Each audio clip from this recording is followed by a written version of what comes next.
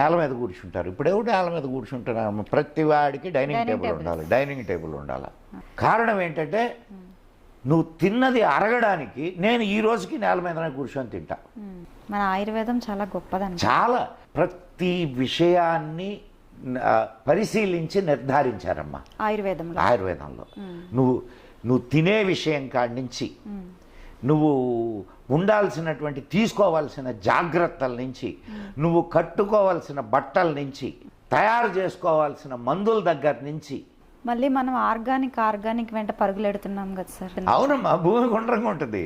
నువ్వు ఎక్కడ పోయినా మళ్ళా కిందకి రావాల్సిందే. 1851లో మొట్టమొదటిసారిగా బ్రిటిష్ వాళ్ళు భారతదేశంలో జనాభా లెక్కలు తీశారు. జనాభా లెక్కలు తీస్తే